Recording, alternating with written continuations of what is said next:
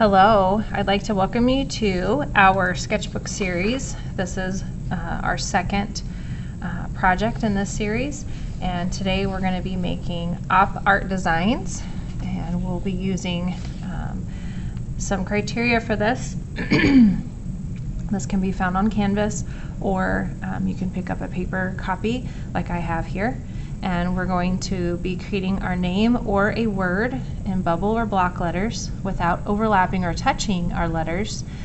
You could use a nickname or a special word, maybe one of the fun words that you guys use around the classroom, around the school. Maybe it's some tech slang, some things, as long as they're appropriate for school. But when you're looking at these, you can just use maybe graffiti lettering for inspiration. The more interesting and fun your letters are, the better this optical art works. Optical art is a way that we can create some visual illusions with our artwork. And in this one, we're going to do something more on the simple lines, and we're going to just hide our name within a pattern. So we're going to be doing some letter work, and we're also going to be doing some grid work. So you will need a pencil, a ruler, or just a straight edge works too. So if you don't have a ruler on hand but have a nice straight folder edge or book edge, that works as well. We will also be using color pencils for this. So those are the materials that you need, and obviously your sketchbook. So the first step is to create your name in bubble or block letters. So I'm going to go ahead and just do, and I would like it to be at least a 3-letter word for this project. So I'm just going to do art so that I can get this drawn out pretty quickly for you. So I'm going to go pretty big with these, but I'm going to stretch some of the legs of my A to fill up my space a little bit better. And then remember that they shouldn't overlap or touch, so I want to make sure that I give this R some room, but also leave room for my T, because that's gonna be pushed over here. So I'm leaving some space on the edges of my paper as well, but I filled most of my paper. And you can use combination of lowercase and uppercase. You can use all upper like I have, or all lower. Sometimes I like the lowercase a little bit better. It's a little bit more curvy and more interesting, so I'll use that at times instead of an uppercase R-A. So then the second step is to divide your paper or put a grid on top of your letters or your word. So the first set will be 5 horizontal lines. So horizontal means it's going across our page, just like a horizon line on the edge of the landscape. So I'm going to make sure that my lines don't overlap or crisscross, just like my letters didn't. And these can be diagonal. They don't have to be just a straight on grid, as long as you leave at least a 1/2 inch between these lines here. So I'm going to kind of keep that going. Maybe I'll do one straight here. So that's 1, 2, 3, 4, and then I'm going to divide this one up and give it some bigger lines. 5. So 5 horizontal lines across our page, and then we'll switch it up a little bit. We're going to go vertical, so that's up and down, and these are going to be 7 across. And again, you can do them diagonal as long as you leave at least a 1/2 inch gap here.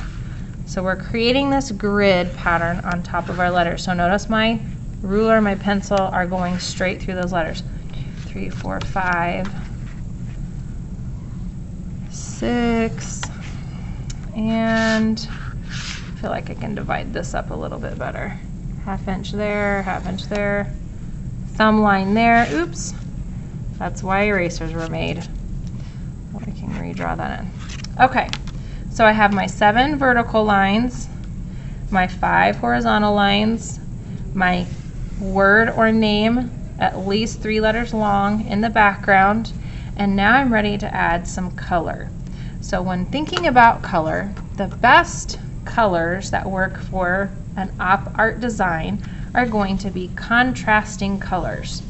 So the biggest contrast would be black next to white because they're complete opposites, and that's what contrasting colors are. They are opposites. So if we pull a color wheel, we can see these arrows are showing our opposites on the color wheel with our primary and secondary colors. So blue is across from orange. So next to each other, those are going to be really great contrasting colors. Same thing would happen with purple or violet and yellow, as well as red and green. You can also do red orange and blue green. You could do blue violet and yellow orange. They're all opposites. These are just the ones we are most familiar with. Or you can do variations. Maybe you want to do pink and lime green. Those are still going to be opposites. They're just going to be variations of those two colors. So we'll pick out some colors here, see what we've got that are going to be nice contrasting colors. So maybe I'll do that blue-green and maybe that kind of a yellowy orange, or this is more of a salmon color, but I think that'll work. It's an orange and a bluish color. So we're going to use those as our contrasting colors. So then we're going to go to our grid, and in this grid, part of the grid, there's no letter in it, so this is a pretty easy one. I'm just going to fill that with my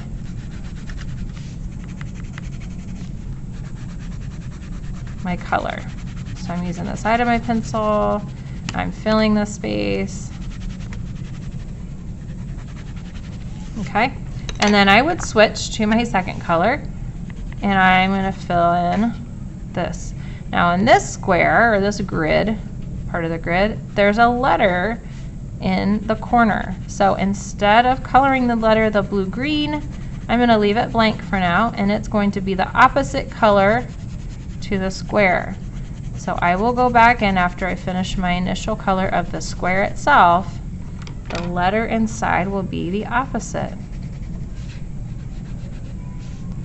And this will continue across the front of the grid, or the top line of the grid. So then in this one, the letter is the opposite color to the square. So the letter in this case is blue-green, and the square will be salmon. Okay, and we would go across our first line of our grid, and then we would jump back down here. So this one is salmon, so we know this one should be blue-green. And we would continue working across and down to complete our grid. And in the end, our grid will hide our letters, but eventually those letters will pop and you'll be able to read them. But it just takes a little bit. So that's how it becomes an optical illusion. So I wish you luck. Remember, when we're doing sketchbooks, that we also consider our craftsmanship. So notice when I'm coloring, I'm not scribbling and leaving bunches of white spaces. This is going to be much more successful if I have nice solid colors. So please make sure that you are coloring neatly and really doing your best work. Even though it is a sketchbook and we are practicing some skills, we still want to practice them at our best quality. So take your time, do this to the best of your ability, and you'll get really neat results with this. Good luck.